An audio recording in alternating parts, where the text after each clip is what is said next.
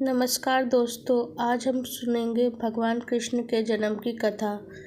भगवान श्री कृष्ण विष्णु के अवतार हैं। माना जाता है जब धरती दुष्टों के बढ़ते अत्याचारों से परेशान हो गई तो भगवान विष्णु के पास पहुंची। भगवान विष्णु ने धरती को आश्वासन दिया कि वे पृथ्वी पर स्वयं अवतरित होंगे और उनके कष्टों का निवारण करेंगे। भाद्रपद कृष्ण अष्टमी को श्री कृष्ण जन्माष्टमी कहते हैं क्योंकि यह दिन भगवान श्री कृष्ण का जन्म दिवस माना जाता है। भाद्रपद कृष्ण अष्टमी तिथि की घनघोर अंधेरी आधी रात को रोहिणी नक्षत्र में मथुरा के कारागार में वसुदेव की पत्नी देवकी के गर्भ से भगवान श्री कृष्ण ने जन्म लिया था।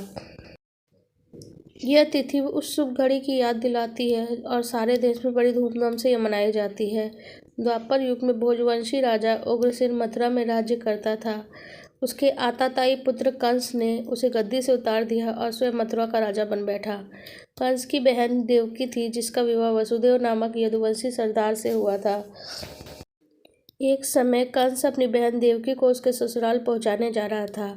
रास्ते में आकाशवाणी हुई, हे कंस, जिस देवकी को तू बड़े प्रेम से ले जा रहा है उसी में तेरा काल बसता है। इसी के गर्भ से उत्पन्न 8वां बालक तेरा वध करेगा। यह सुन के कंस वसुदेव को मारने के लिए उद्यत हुआ। तब देवकी ने उससे विनयपूर्वक कहा, मेरे गर्भ में जो भी संतान होगी मैं तुम्हारे सामने ला दूंगी। बहनोई को मारने से क्या लाभ है। कंस ने देवकी की बात मान ली और मथुरा वापस चला आया।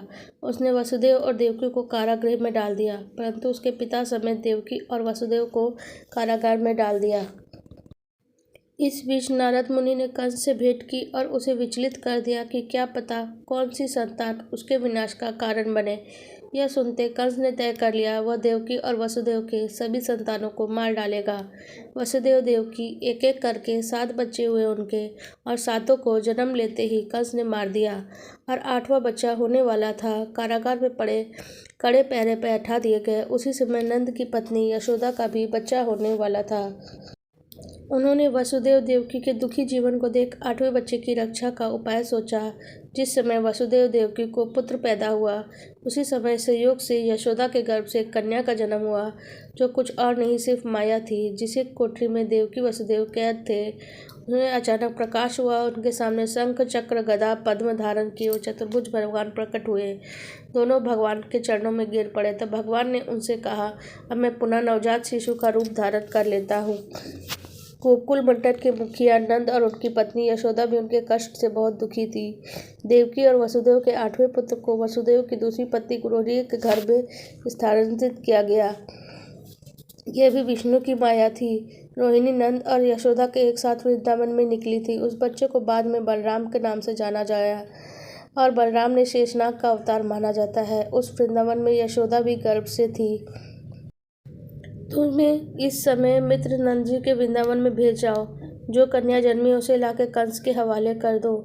इस समय वातावरण अनुकूल नहीं है, फिर भी तुम चिंता ना करो। जागते हुए पहरेदार सो जाएंगे। कारागृह के फाटक अपने आप खुल जाएंगे और उड़ती अतः यमुना तुमको मार्ग जाने का रास्ता दे देगी। उस समय वसुदेव नवजात शिशु कृष्ण को शिव में रख के कारागृह से निकल पड़े और अथेय यमुना को पार कर नंद जी के घर पहुँचे।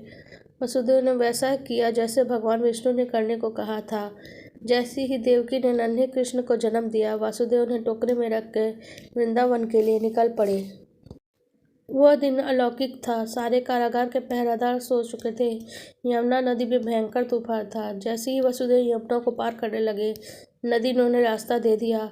उस तूफान और बारिश के बीच नन्हे कृष्ण की रक्षा के लिए शेषनाग भी पहुंच गए। यह दृश्य अत्यंत अद्भुत था। भगवान स्वयं पृथ्वी पे आए थे दुष्टों के दमन करने के लिए। उन्होंने उस नवजात शिशु को यशोदा के साथ सुला दिया और कन्या को लेकर मथुरा आ गए। कारागार के फाटक पूर्ववत बंद हो गए। अब कंस को सूचना मिली वसुदेव देवकी को बच्चा पैदा हुआ है। उसने बंदी गृह में जाकर देवकी के हाथ से नवजात कन्या को छीन के पृथ्वी पर पटक देने की कोशिश की, पर वह कन्या आकाश में उड़ गई और उसने कहा, अरे मूर्ख, मुझे मारने से क्या होगा। तुझे मारने वाला तो वृंदावन जा पहुंचा है। अब जल्द ही तेरे पापों का दंड तुझे मिलेगा। तेरा अंत अब समीप है। यह सुन के कंस को गुस्सा आए और उसने वृंदावन के सभी नवजात बच्चों को मारने के कई दैत्य भेजे। वृंदावन भी अत्याचारों से अछूता न रहा। कृष्ण के वध के लिए कंस ने पुतना राक्षसी को भी भेजा। कंस ने राक्षस कृष्ण भेजा पूतना को कृष्ण के वध के लिए। पूतना ने एक सुंदर स्त्री का रूप धारण किया और कृष्णा को वो गोद में लेकर घर से थोड़ी दूर निकल कर आ गई। जैसे ही उसने नन्हे कृष्ण को स्तनपान कराया, वह दर्द से कराहने लगी, बचाओ बचाओ चीखने लगी।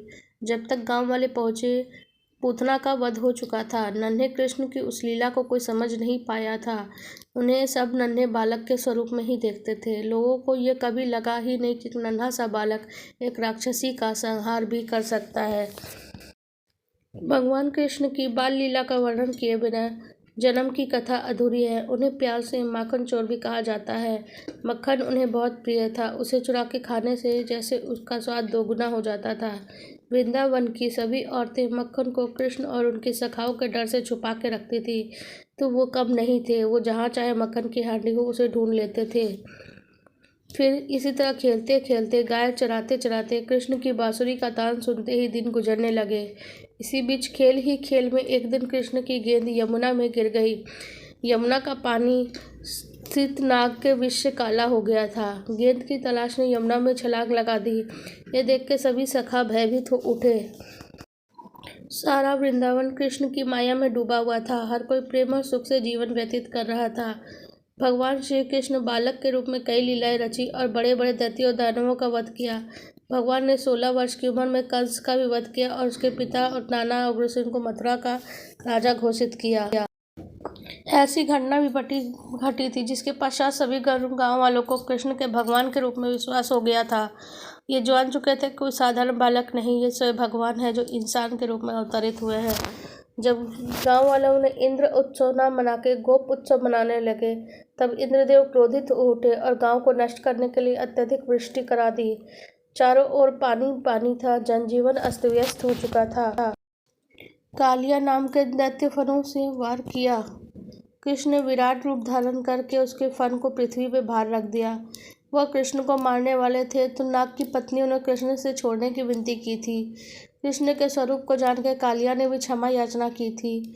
उसका विश्वास दिलाया और किसी को क्षति नहीं पहुंचाने का वादा किया, और कृष्ण ने उन्हें क्षमा भी कर दिया था। भगवान कृष्ण की लीला का व्याख्यान अंतरात्मा में परम आनंद का अनुभूति कराता है। श्री कृष्ण की वाणी को भगवत गीता में परोया गया ताकि युगों युगों तक हमारे कठिन समय में मार्गदर्शन करे। उनकी रची भगवत गीता हमेशा से मनुष्य का मार्गदर्शन करती आई है। गीता में व्यक्त हर बात अनमोल है। अगर मनुष्य इसका पालन करने लगे तो जीवन सार्थक है। हम आगे जानते हैं कि क्या हुआ जब त्राही त्राही मच गई वृष्टि से। तो गांव वाले जब त्राही त्राही कर रहे थे तो कृष्ण ने गोवर्धन पर्वत को एक उंगली पे उठा लिया और गांववासियों को उसके नीचे शरण दे दी। यह देख के इंद्रदेव को भी अपने भूल पे पछतावा हुआ और उन्होंने कृष्ण से क्षमा मांगी थी। गांववासियों ने श्री कृष्ण के भगवान के रूप में अनुभव किया। भगवान श्री कृष्ण की हर लीला रोमांचक है। इस बात का विश्वास दिलाती है कि जब दुष्टों को अत्याचार से पृथ्वी और सुख शांति का विनाश किया है, ईश्वर पृथ्वी पर अवतरित हुए और दुष्टों का विनाश किया है। अगर आज भी आप खुद को किसी सवाल से घिरा पाए और ये ना समझ में आए क्या सही क्या गलत, तो भगवत गीता में अपने सवालों को जवाब ढूंढ सकते हैं। फल की अभिलाषा छोड़ कर्म करने वाला पुरुष ही अपने जीवन को सफल बनाता है। आपको हमारी ये कथा कैसी लगी, कमेंट सेक्शन में ज़रूर बताइएगा।